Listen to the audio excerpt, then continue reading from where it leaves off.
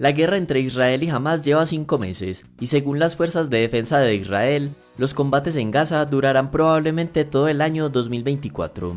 El ejército también se está preparando para una mayor escalada de los combates en la frontera libanesa, donde Hezbollah y los grupos terroristas palestinos aliados han llevado a cabo ataques diarios con cohetes, misiles y drones, de manera que el ejército israelí se encuentra al límite de sus fuerzas. Por eso planea aumentar el tiempo de servicio de los reservistas. Actualmente los hombres prestan servicio durante 32 meses, mientras que las mujeres durante 24 meses. Con los cambios propuestos aumentará a 36 meses el periodo de servicio obligatorio para los hombres y para las mujeres soldados en combate. Además, las fuerzas de defensa también tienen previsto aumentar la edad de jubilación de los soldados de 40 a 45 años y la de los oficiales de 45 a 50 años. Esta propuesta, que aumenta la carga sobre los que ya prestan servicio militar, generó una fuerte reacción entre los políticos israelíes, porque según ellos el aumento de la carga del servicio militar debería recaer en la comunidad de judíos ultraortodoxos, porque a pesar de representar el 13% de toda la población de Israel, esta comunidad está exenta de prestar servicio militar, algo que evidentemente ha generado fricciones por muchos años con el resto de israelíes, pero que ahora en medio del conflicto se ha vuelto más polémico. De modo que las preguntas son: ¿por qué los judíos ultraortodoxos en Israel no tienen que ingresar al ejército como el resto de los israelíes? ¿Por qué la mayoría de los judíos ultraortodoxos no trabajan? ¿Y por qué si trabajan obtienen menores salarios? Los judíos ultraortodoxos, o también llamados jaredíes, siempre han tenido problemas con un Estado judío creado por la acción humana y no por decreto divino, por lo cual, para ganárselos, el padre fundador de Israel, David Ben-Gurión, les hizo una serie de concesiones durante la fundación de Israel como Estado en 1948. Una de ellas fue librar del servicio militar obligatorio a los hombres judíos que estudiaban la Torá a tiempo completo. La Torá es el libro sagrado de la religión judía. Esto como una forma de que pudieran preservar su modo de vida dedicado al estudio de textos religiosos y conservar las tradiciones judías. En aquel momento parecía un asunto menor. La comunidad ultraortodoxa europea era muy pequeña luego del Holocausto. De hecho, el número de hombres que fueron eximidos de prestar servicio militar fueron solamente 400. El problema es que esta comunidad creció tanto que mientras en 1948 representaba el 3% de la población de Israel, ahora compone el 13%. En total, los jaredíes suman 1.3 millones de personas, y ese crecimiento se debe a una tasa de fertilidad muy alta dentro de la comunidad ultraortodoxa de más de 6 hijos por mujer, frente a la media nacional de 2.5. Así que ya no es un asunto menor, porque solo en 2023, 66.000 miembros de la comunidad fueron eximidos del servicio militar. Y es que en la práctica cualquiera que se presente como un ultraortodoxo puede librarse del servicio militar. Para esta comunidad el estudio religioso es fundamental para la preservación del judaísmo.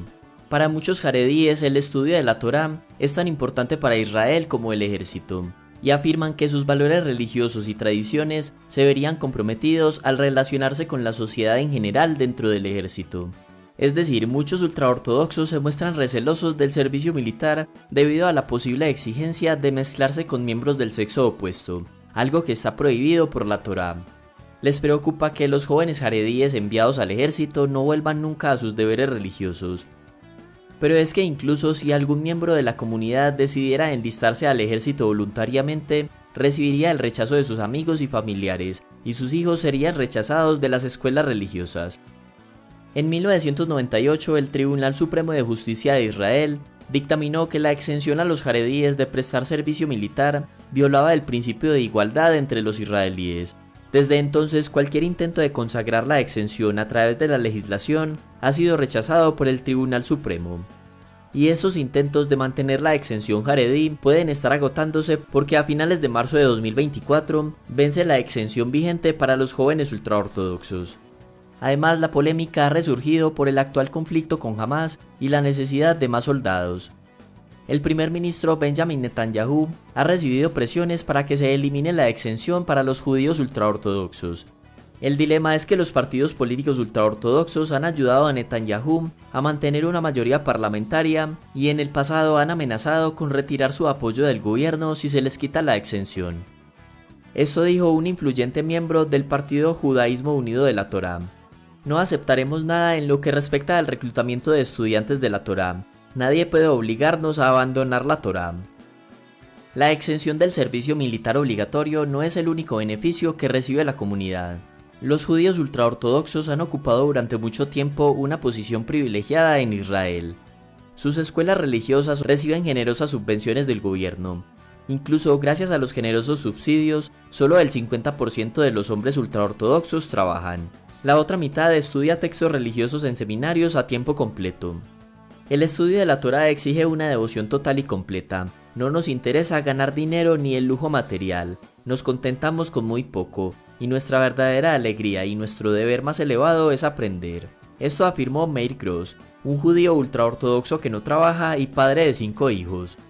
Y que la mitad de los hombres de esta comunidad no trabajen y que a menudo tengan familias numerosas es posible en gran medida gracias a las subvenciones por cada hijo que otorga el Estado israelí, las ayudas al alquiler, los subsidios para las guarderías, los descuentos sobre los impuestos de inmuebles y otros sistemas de pagos directos. Los estudiantes de la Torá están tan subvencionados que sencillamente no merece la pena ir a trabajar. Esto porque una familia jaredí en la que el padre no trabaja recibe 4 veces más ayuda económica que una familia no jaredí. De hecho, la OCDE, en un informe anual publicado en 2023, en el que se evalúa a todos los países miembros, criticó a Israel por su política económica respecto a la comunidad ultraortodoxa y pidió al gobierno suprimir las subvenciones públicas a los estudiantes jaredíes y que condicionen las ayudas para el cuidado de los hijos solo cuando padre y madre trabajen. Las sugerencias de poner fin a las subvenciones se produjeron después de que a principios de 2023 el gobierno aprobara aumentos por $3.700 millones en subsidios para los hombres ultraortodoxos que estudian a tiempo completo. Esto con el fin de que el primer ministro asegurara el apoyo de los partidos ultraortodoxos. El ministro de Finanzas de Israel ya declaró hace unos meses que los hombres jaredíes deben ganarse la vida decentemente y no a base de subsidios y limosnas. Sin embargo, en los últimos años, 2 partidos ultraortodoxos han prestado apoyo a la coalición del primer ministro Benjamin Netanyahu, lo cual impide por parte del gobierno promover algún cambio. Un problema adicional es que así los jóvenes jaredíes quisieran ingresar al mercado laboral israelí, sería una tarea complicada porque sus escuelas se limitan en gran medida a los estudios y a la memorización de textos religiosos.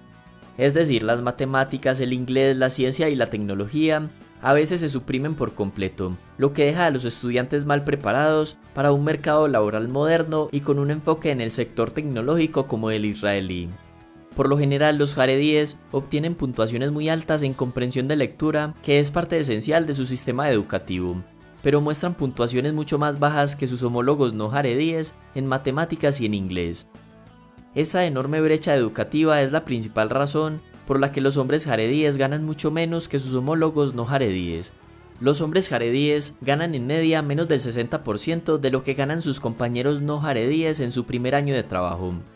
Por otro lado, a los 44 años, un hombre jaredí trabajador solo tiene en promedio 10 años de experiencia laboral, por lo que no es de extrañar que los hombres de esta comunidad, por un lado, no tengan incentivos para buscar trabajo debido a los subsidios del gobierno, y por otro lado que tengan menos probabilidades de permanecer en el mercado laboral una vez consiguen empleo. En contraste, las mujeres jaredíes, quienes están exentas de las exigencias de los estudios religiosos, tienen una tasa de empleo del 60%, en comparación con el 50% de los hombres jaredíes, y por lo tanto son las mujeres las que suelen mantener las familias jaredíes junto con las subvenciones públicas. De manera que las tensiones entre los jaredíes y no jaredíes seguirán aumentando, porque primero, entre más se alargue la guerra, mayores serán las necesidades de reclutar más soldados, y más difícil será para los líderes ultraortodoxos justificar su exención de prestar servicio militar. Y segundo, mientras más se alargue la guerra, mayor será el déficit presupuestario israelí, así que habrá más presiones para que los hombres jaredíes consigan trabajo y dejen de vivir de las prestaciones y subsidios del Estado. Hasta acá el video y muchas gracias por llegar al final.